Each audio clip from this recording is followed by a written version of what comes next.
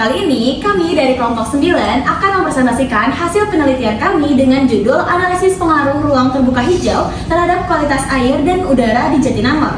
Penelitian ini dilakukan untuk memahami bagaimana kondisi lingkungan di Jatinangor dan peran penting ruang terbuka hijau dalam menunjang kualitas hidup masyarakat. Sebelum itu, perkenalkan saya Ayu Saskia Zuleika dengan NIM 163-25165. Saya Horis Meltari Sugraha dengan NIM 163-25441. Saya Laksmi Andini dengan NIM 163-25129. Saya Feris Puspa Azahra dengan NIM 163-25159. Saya Saraya Kaira juga dengan NIM 163-261. Saya Pani Sadryo dengan NIM 163-25105. Di sini saya akan menjelaskan mengenai presentasi hasil analisis pengaruh ruang terbuka hijau terhadap kualitas air dan udara di sekitar Jatinangor.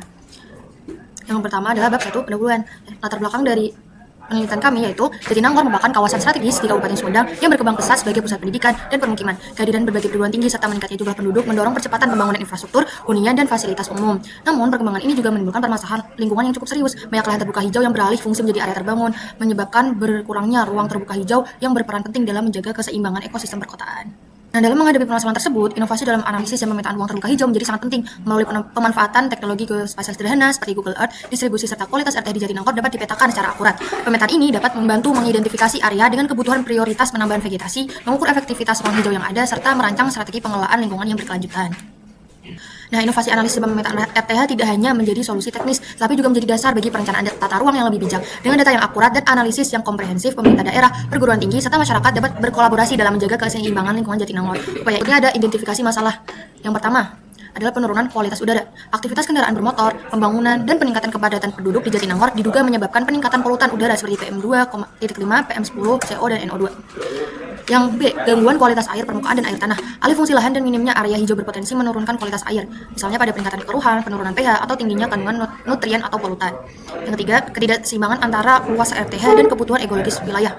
Proporsi ruang terbuka hijau atau RTH di Jatinangor mungkin belum optimal untuk menurunkan panas, menyaring polutan, atau menjaga siklus air. Selanjutnya, ada tujuan dari penelitian ini. Ada 4. Yang pertama, menganalisis hubungan antara keberadaan RTH dengan kualitas udara di Jatinangor. Yang kedua, menilai pengaruh RTH terhadap kualitas air. Yang ketiga, memberikan rekomendasi peningkatan RTH untuk perbaikan kualitas lingkungan Jatinangor. Dan yang terakhir, menyusun rekomendasi daerah yang berpotensi dijadikan ruang terbuka hijau. Lalu ada bagian akhir di bab 1, yaitu ruang lingkup. Jadi berdasarkan tujuan tersebut yang sudah dibacakan, ruang lingkup penelitian ini mencakup pemetaan dan identifikasi RTH di Jatinangor, analisis kualitas udara dan kualitas air di area sekitar Jatinangor, serta penilaian hubungan antara keberadaan RTH dengan kondisi lingkungan tersebut.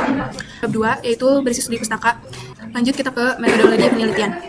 Daerah kajian yang digunakan untuk penelitian ini adalah di Jatinangor, kecamatan yang terletak di daerah Kabupaten Sumedang, Provinsi Jawa Barat, dan berada di kawasan perbatasan antara Kabupaten Sumedang dan Kota Bandung. Wilayah ini berada pada ketinggian sekitar 700 sampai 800 mdpl dengan karakteristik topografi berbukit dan beriklim sejuk khas dataran tinggi.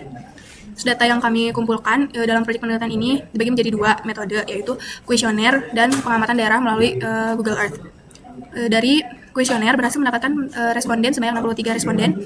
Data kuesioner yang diperoleh adalah kombinasi antara data ordinal, yaitu skala penelitian persepsi, data nominal, yaitu kategori kesehatan, dan data kuantitatif, diskrit, yaitu jumlah responden per skor, serta yang terakhir data deskriptif kualitatif untuk representasi atas persepsi responden. Metode dan teknik pengumpulan data seperti yang sudah disebutkan, kami mengambil teknik kuesioner dan Google Earth. Di kuesioner digunakan untuk mengumpulkan data primer terkait persepsi, pengalaman, serta informasi sosial dari responden yang bertinggal atau beraktivitas di Jatinangor. Kuesioner diberikan secara daring maupun luring untuk memperoleh gambaran mengenai kondisi lingkungan, aktivitas masyarakat, serta faktor-faktor yang mempengaruhi dinamika wilayah. Yang kedua itu Google Earth. Google Earth ini digunakan sebagai sumber data sekunder untuk melakukan observasi visual terhadap kondisi fisik wilayah. Melalui citra satelit, kami dapat mengidentifikasi penggunaan lahan, pola pemukiman, dan lain sebagainya. Dan yang terakhir di bagian metodologi, yaitu jadwal faktual pelaksanaan. Kami melaksanakan studi literatur pada tanggal 6 sampai 13 November 2025. Untuk pembuatan dan penyebaran kuesioner itu tanggal 13 sampai 19 November, dan selanjutnya dapat dilihat di tabel 1 tentang jadwal faktual pelaksanaan. Selanjutnya di sini saya akan menjelaskan mengenai hasil dari kuesioner. Kuesioner ini berhasil mengumpulkan 63 responden yang menggambarkan persepsi dan pengalaman masyarakat terhadap kondisi di lingkungan di Jatinangor. Responden ini didominasi oleh kelompok usia 18-24 tahun, mayoritas berstatus mahasiswa dan sebagian besar tinggal di kawasan Jatinangor.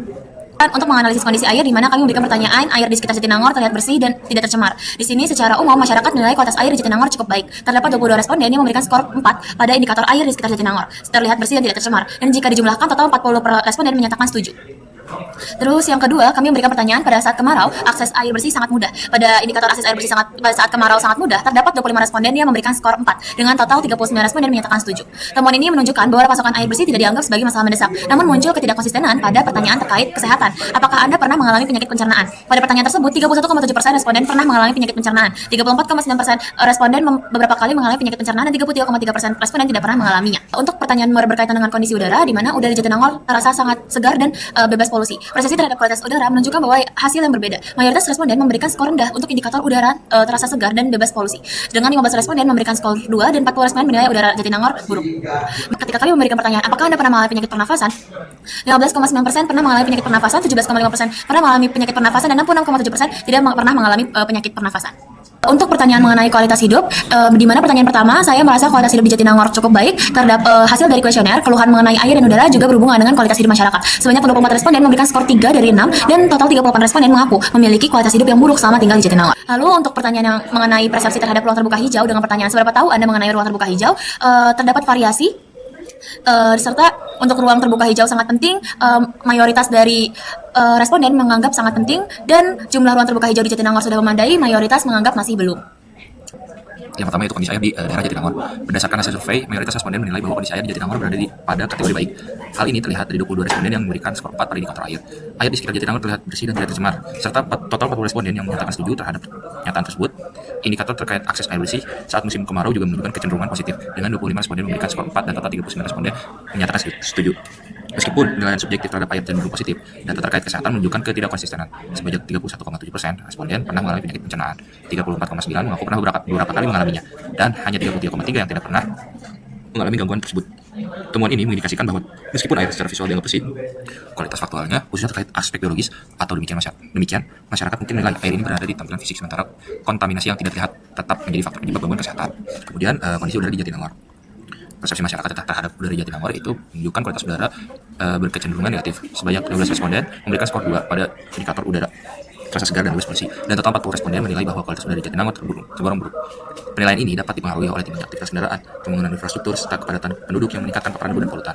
Namun, dampak langsung terhadap kesehatan tidak terlihat signifikan. Hanya 15,9% responden yang pernah mengalami penyakit pernafasan, 17,5% mengalami beberapa kali, sementara mayoritas 66,7% tidak pernah mengalami gangguan tersebut. Berdasarkan data ini, dapat disimpulkan bahwa meskipun kualitas udara dinilai kurang baik, paparan populasi belum cukup kuat atau belum berlangsung lama untuk mempengaruhi kesehatan pernafasan secara nyata.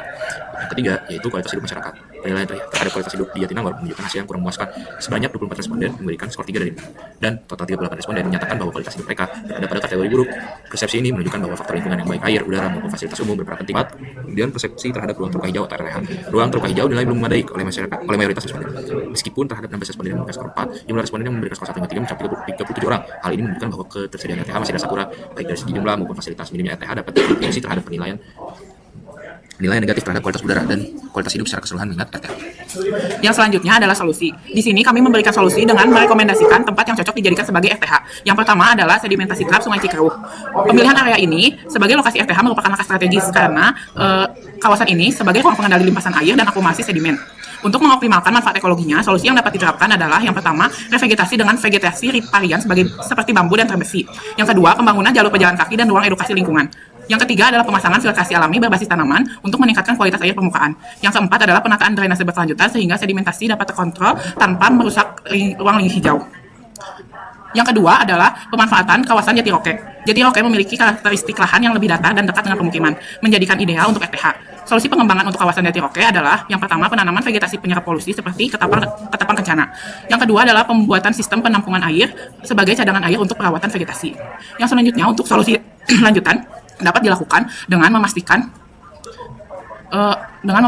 pengembangan ruang di area sedimen trap Sungai Cikeruh dan kawasan Jatiroke benar-benar berkelanjutan. Dapat dilakukan kolaborasi antara pemerintah daerah, perguruan tinggi, dan developer kawasan. Oke, selanjutnya di sini terakhir itu ada kesimpulan. Yang pertama, keterbatasan RTH memberi skor rendah terkait kecukupan RTH, mengindikasikan bahwa kurangnya ruang hijau berkontribusi terhadap kualitas udara yang kurang baik. Yang kedua, keterbatasan RTH diduga berdampak pada rendahnya persepsi kualitas air karena fungsi ekologis vegetasi belum optimal dalam menjaga kebersihan dan ketersediaan air yang sehat. Yang ketiga, peningkatan RTH perlu dilakukan melalui penambahan area hijau di pusat aktivitas padat, rehabilitasi vegetasi, penguatan RTH berbasis komunitas. Yang keempat, yaitu ada rekomendasi tempat yang berpotensi dijadikan RTH. Di Jatinangor terdapat 2 tempat, yaitu sedimen Sungai Cikeruh dan kawasan Jatiroke. Sekian presentasi dari kami. Terima kasih. Wassalamualaikum warahmatullahi wabarakatuh. Yeay.